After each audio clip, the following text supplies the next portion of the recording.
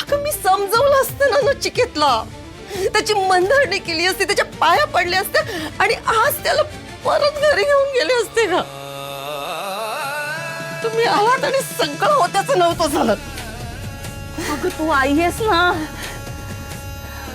तुला काय गरज आहे कोणाच्या पाया पडण्याची, कोणाची मनधरणी करण्याची? आणि आई तू का आली सगळी इथे? आम्ही आहोत ना तुमच्या सोबत.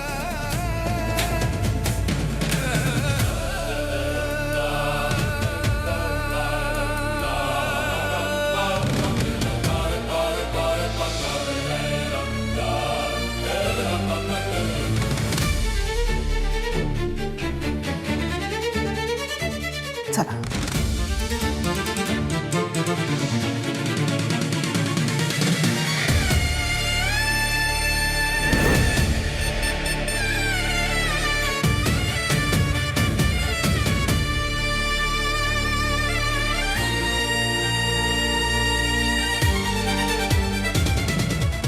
हॅलो विराज,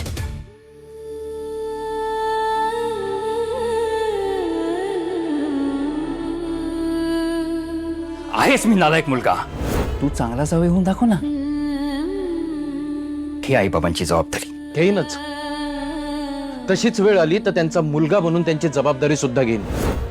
अहो ऐका ना, आपलं लग्न झालं आणि आपण नवरा बायकोच्या नात्यात बांधले गेलो, ते स्वाभाविकच होतं. पण तुम्ही माझ्या आई वडिलांचा मुलगा व्हाल असं मला खरंच कधीच वाटलं नव्हतं.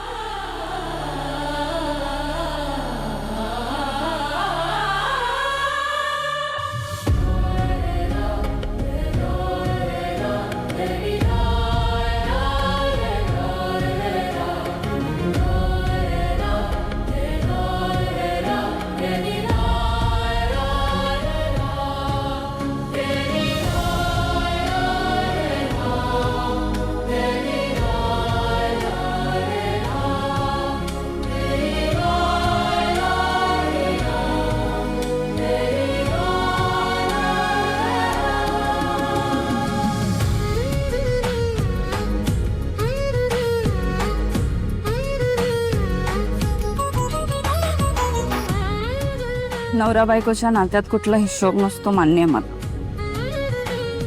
ह्या नात्यात कुठली परतफेडही करायची नसते, हेही मान्य आहे. पण काही गोष्टींची परतफेड करावीशी वाटली पाहिजे ना आपल्या पार्टनरला. म्हणजे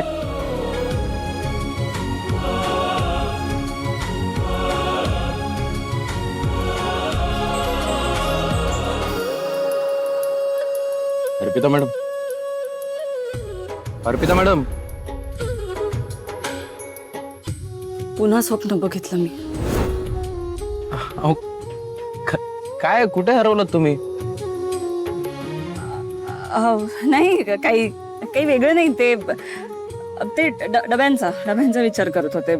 उद्या डब्यात काय द्यायचं त्याचा विचार करत होते. पण मग असा विचार करत होता? हो काही नाही, जाऊ द्या ना. चला चला चला चला जाऊया आपण. काय झालं? काय असतं? नाही काही नाही. अहो,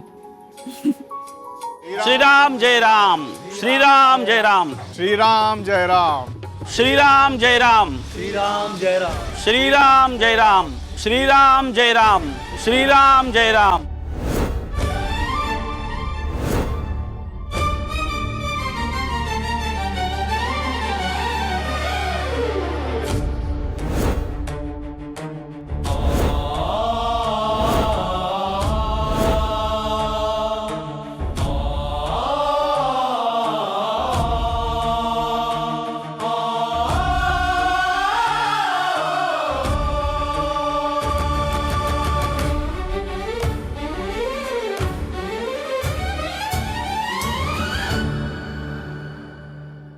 Sa